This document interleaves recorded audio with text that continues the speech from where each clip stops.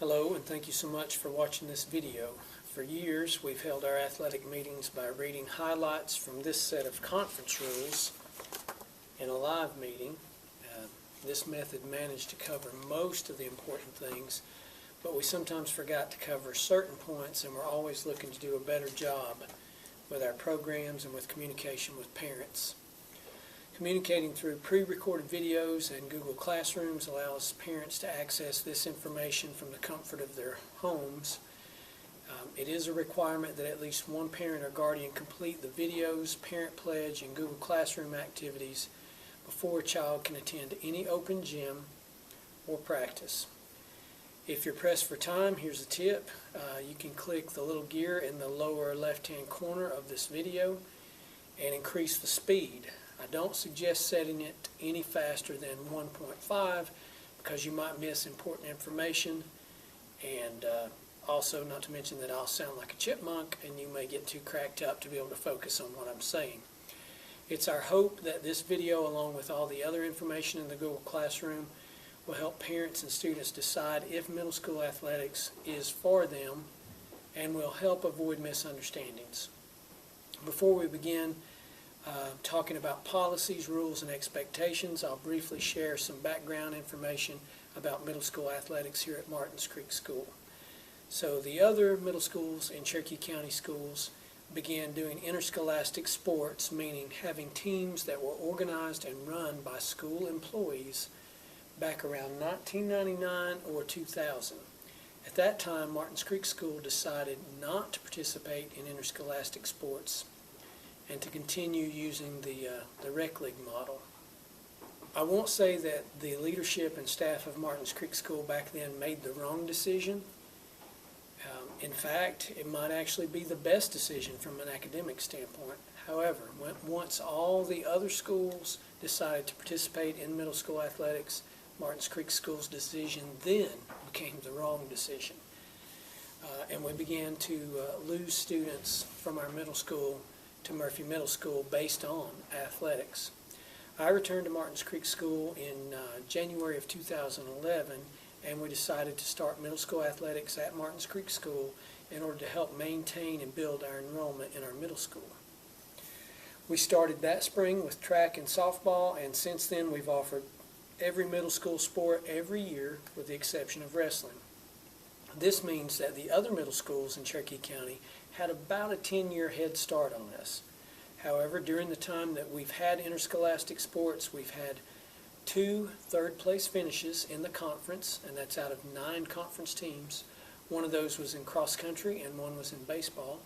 We've had 1 conference champion athlete who set a conference record that still stands quite a few years later. But most importantly, we've won the Smoky Mountain Conference Sportsmanship Award for our school every year that we've been in the conference. Here's the award that the school received for the school year that just ended. Some quick background information on me. This is my 22nd year in education and my 11th year as a school administrator. I've been involved with and around youth athletics as a player, umpire, and coach for 40 years.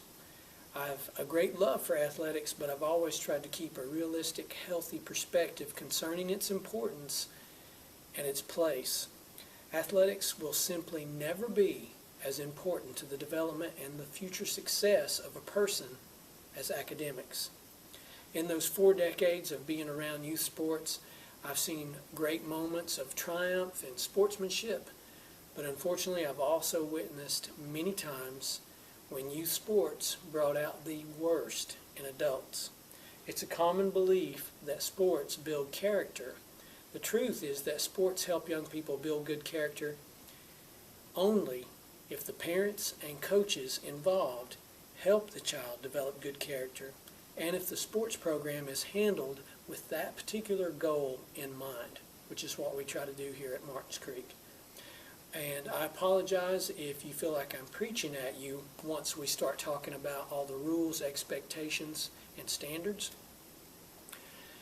But I promise you, even though our rules, expectations may seem tough and at a high standard, if your child participates in middle school athletics at Martins Creek School, It will be the softest, most flexible, easy experience that he or she could have at any middle school in Cherokee County.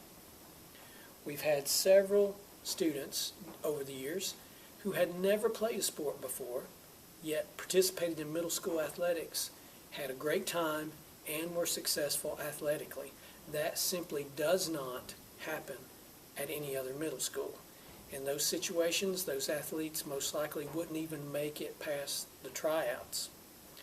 So that's just something to bear in mind. If you feel like the standards and the expectations are tough, well, they're as easy and as gentle as is ever going to be possible in our school district.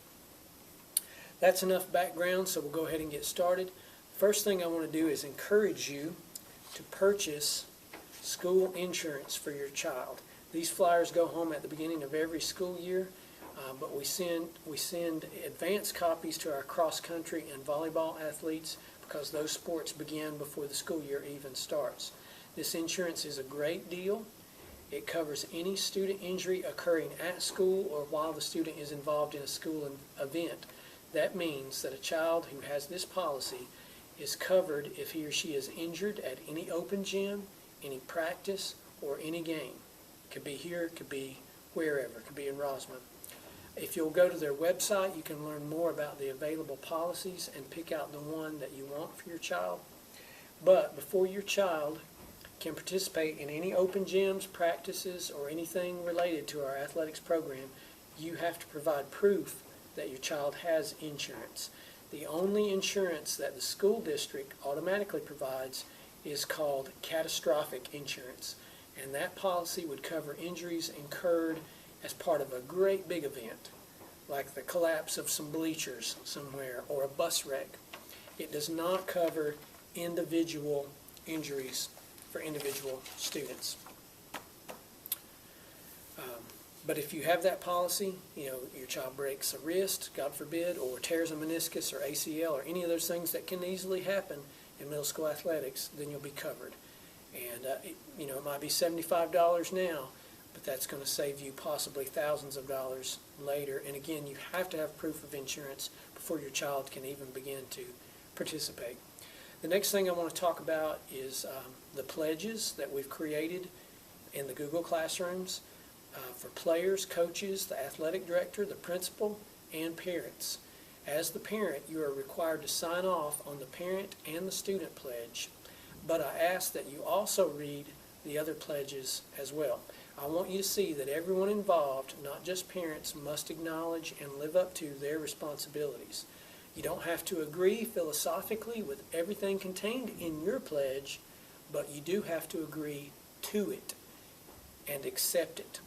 For example, you might think, well, I really should be able to yell at an umpire or criticize a referee for not doing a good job. But if you can't accept those parameters and abide by them, at least you know about it now up front, and you can decide for your child not to participate in middle school athletics, and he or she can pursue other activities. I won't read the pledges to you, but I am kind of using that as a mental guide as I go through this information. You may notice if you compare the pledges that the parent pledge is longer than any of the other pledges. This is because you play the most important role in your child developing a good, healthy attitude and succeeding as a student athlete. Many of the things in the pledges come from or were inspired by events and misunderstandings that have occurred in previous years. And a lot of them also stem from the differences between rec league sports and middle school athletics. Each year in our sports meetings, we try to talk about those differences between rec league sports and middle school athletics. Parents always face a learning curve when their child makes that transition from rec league to middle school. And now that 6th graders can play middle school sports, the transition happens even earlier for some parents and players. I'm going to go over 6 key differences between rec league, how things are in rec league, versus how they have to be in middle school athletics. Here's the first one. Unlike rec league sports, grades affect eligibility for middle school athletics. If a student fails more than one core subject on his or her report card for the semester, then he or she is ineligible for athletics the following semester. The core subjects are PE, social studies, science, reading, and math. And for 7th and 8th graders, it can also include their computer class. 6th graders have a computer class, but it's not a core subject. If a student, for example, if a student were to fail math and social studies in the fall semester of this school year, then in the spring semester of this school year, that student will be ineligible and cannot participate in track, softball, or baseball. Basketball is the only sport that spans 2 semesters, and it is possible for a student to begin the season eligible and then to become ineligible based on grades when we cross that line between semesters. It's rare, but it's also possible for a player to start off as ineligible, make much better grades, and become eligible when we cross into that new semester. In that first scenario, if a student becomes ineligible, he or she is immediately removed from that team. And again, that's based on grades. Unlike rec sports, attendance also affects eligibility for middle school athletics. If a student misses 14 days in a semester, then he or she is ineligible for all athletics the following semester. Now, the Board of Education is currently considering a new policy for high school and middle school students. And in that policy, if it's approved, a student could become immediately ineligible for athletics during a semester and during a season if he or she has 7 unexcused absences. In other words, a student could be removed from a team during a season, not just rendered ineligible for the next semester, based on those absences. And by the way, when we're talking about eligibility and rules, we cannot control what happens at other schools, but at Martins Creek School, we are going to follow policy and we are going to follow conference rules. We are not going to ever knowingly field a player who we know is ineligible based on grades or attendance. We're just simply not going to do that, regardless of what other people do. Now, if the conference finds that a team fielded an ineligible player, then what happens is all the wins or all the victories for that team are turned into losses. So it changes the whole record for the whole team for the whole season. One thing to bear in mind on attendance too, remember those times have moved around. In order to be counted present for a day at school, student has to be here by 10:30. If the student started at the normal time, 7:50, but left and didn't come back, the student had to be here until at least 12:30 to be counted present. Otherwise, it's an absence. Now, if you're leaving for a dentist appointment or arriving late because of a medical appointment, that's an excused absence, but it's still an absence. And a player has to be present for the day to participate in either practice or a game, match, or meet. If you're absent, then you can't play that day. It's that simple. Another big difference between rec sports and middle school sports has to do with playing time. In some rec leagues, like back when I played Little League, all players have to play a minimum amount of time in each game or the team must forfeit. But in middle school, there is no minimum playing time rule. There is no guarantee that everyone will play every game, match, or meet. There will be some games, matches, and meets where some players don't play at all. Coaches decide on playing time based on students' abilities, game situations, attitude and effort in practice, and many other variables. And it is not the coach's obligation or duty to defend the decision that he or she makes concerning playing time. I know one time, I think last season, on one of our teams, we had a group of players who were just being negative throughout the school day and talking about how badly they were going to lose and they were not going to try and there was no point. And the coach was aware of it, talked to them a time or two. Hey guys, we got to have a positive attitude. We can't be that way. They persisted in that. So when the game started, those players, even though they normally started, they didn't start the game. They started the game sitting out, and other players began the game. And I think that was a great decision. But again, it's the coach's decision who plays how much, all those things.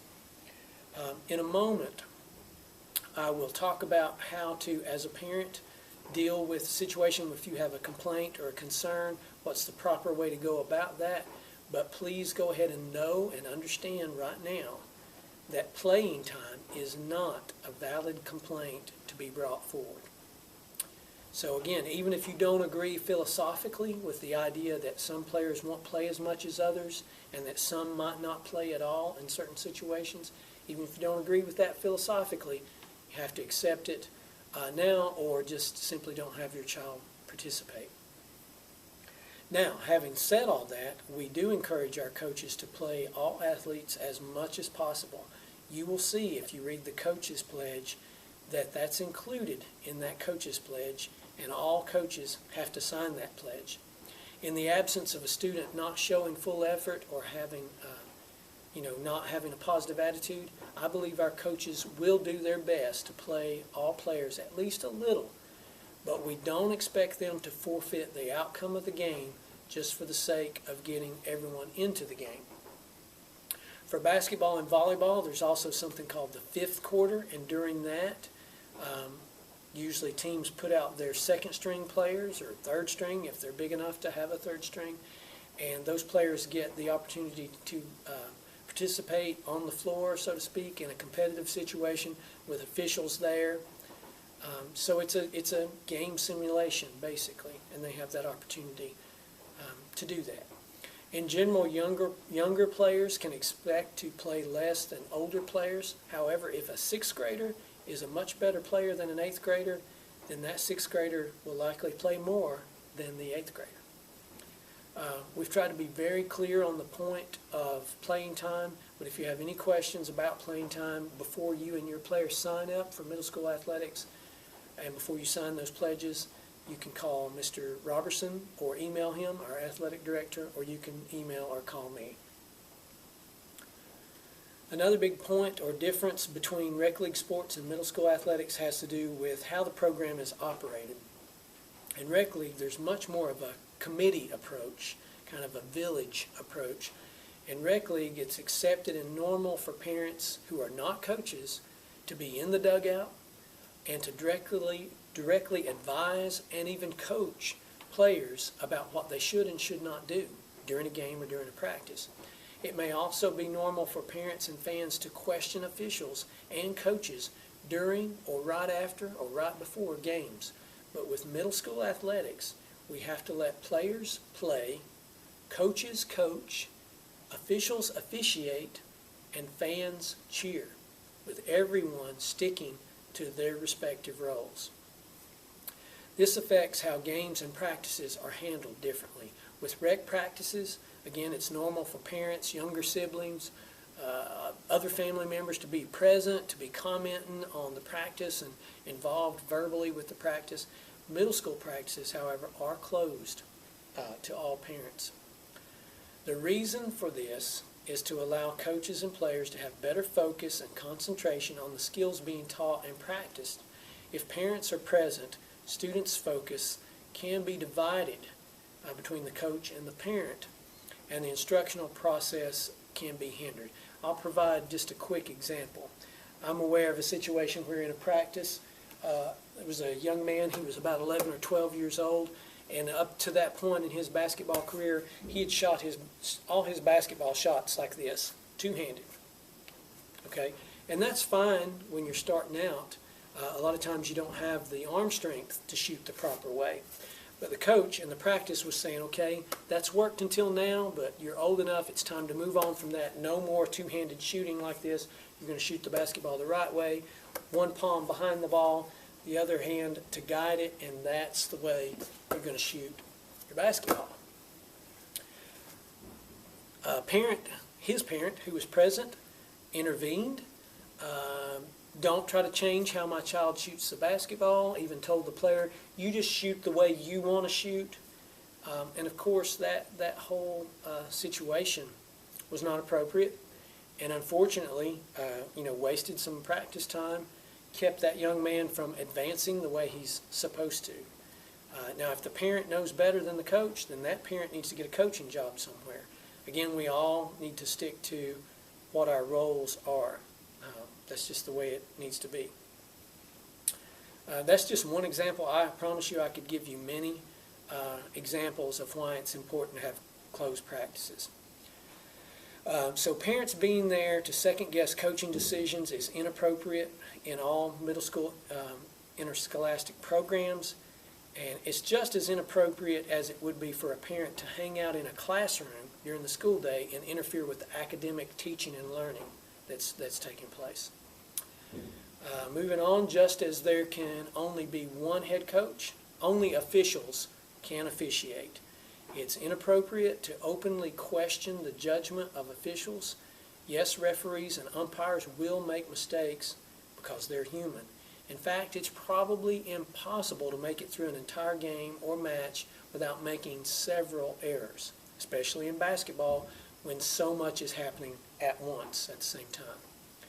In the Smoky Mountain Conference, coaches and fans can be banned for one or more games if they question an umpire's judgment call or if they approach an umpire. This is a real rule and it is enforced. Please trust me on that and don't find out kind of the hard way.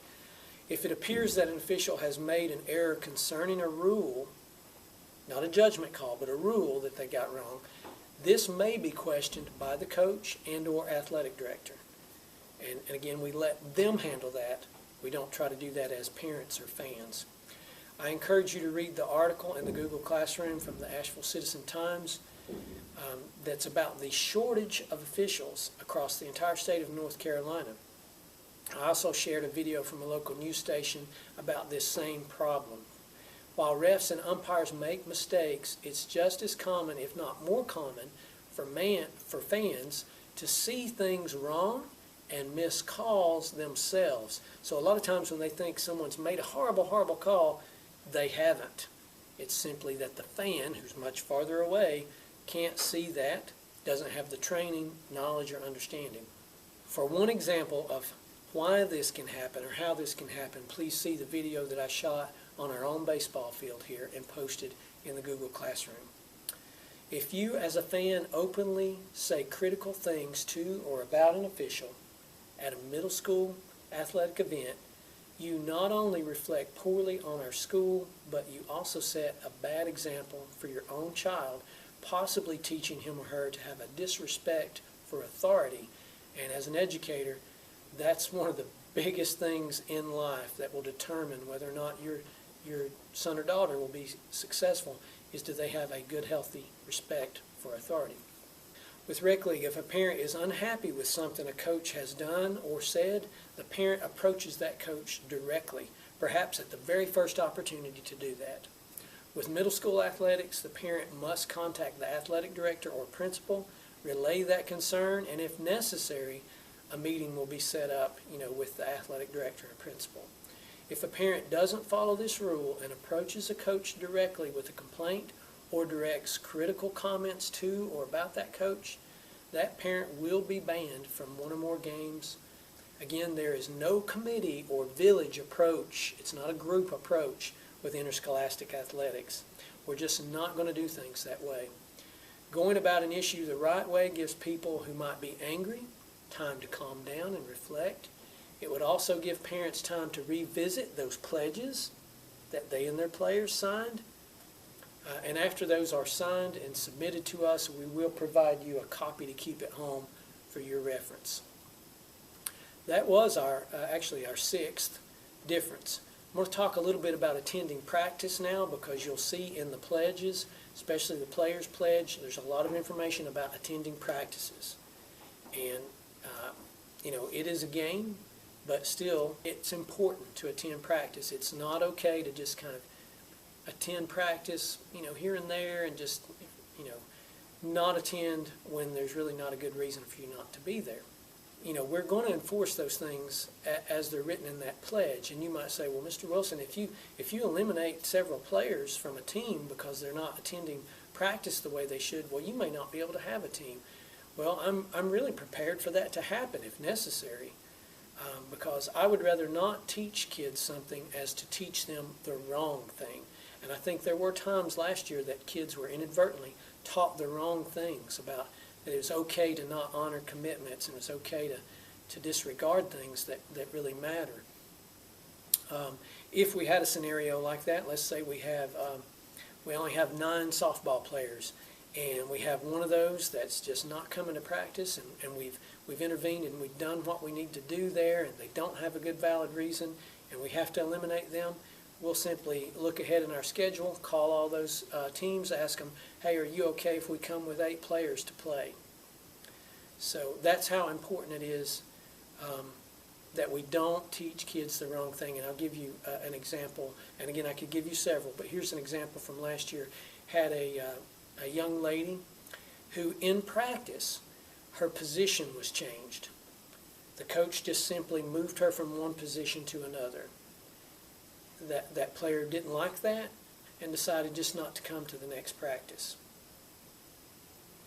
That's allowing the wrong thing to happen. That might be building character, but the wrong type of character. So those kinds of things, and you may notice that the pledges mention, going for haircuts and things like that could wait or be scheduled around practice. They just can't be tolerated. And I hope that you'll support us on that, because it's not about winning and losing. Again, it's about what the child is learning and what's best for that child. And respect, for our program, for our coaches, all those things. There are other points in the Smoky Mountain rules that you need to make sure that you read about. All school rules apply, even when we're off campus. We might be in a McDonald's at Silva. But if something happens there that would be, for example, met with suspension if it happened during a school day, as far as a student and that student's behavior, then those rules are still going to apply.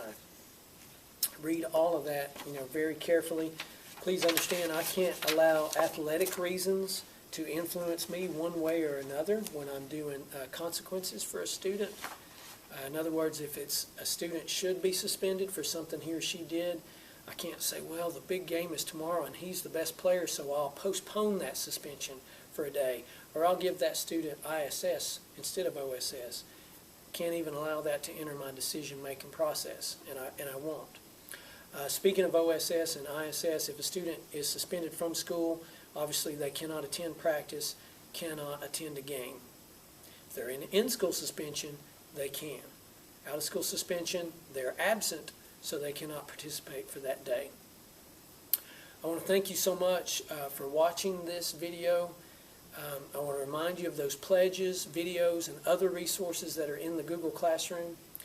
And with those videos and articles and things like that, if you as the parent will send me an email message saying that you read those articles, you watched all those videos, and you'll share with me just some specific thoughts about it, what you thought about it, so that I can tell that you did view and review those things, then you will get one free entry to a home game match or meet, and that will save you a little money, and I'll also enter your child's name into a drawing for a prize.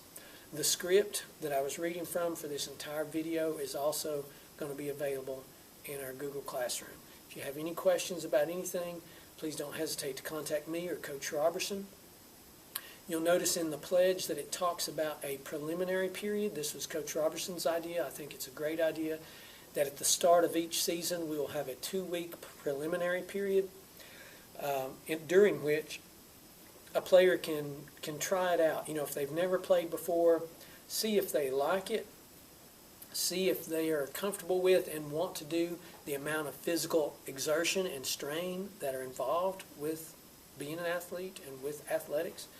And if they decide, no, this sport's not really for me, as long as they stop and let us know within that 2-week period, then there's no penalty in terms of the next sport down the line or the next season.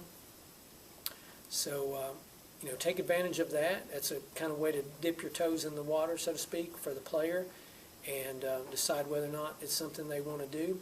Now, if it's beyond that 2-week preliminary period, and this is actually a board policy as well, not just a Martins Creek rule, if it's beyond the 2-week period and a student quits, hey, I don't like the coach, or I'm not getting to play enough, or I don't like this, or I'm too tired, or any of those kind of reasons like that, where they've not held true to their commitment to finish the season, then they are ineligible to play sports in the next season or the next semester. Not to say that it's impossible for them to play, but they will have to meet with the athletic director, me, coach of the team that they want to play for, and have to explain themselves and really demonstrate that they should be allowed to do that. But most likely they wouldn't. So it's important not to quit once a player starts unless they make that decision in that first 2-week preliminary period. Thank you so much. Again, we just want to have the best programs that we can and work hard for our student athletes. And the student part is always more important than the athlete part. Thank you.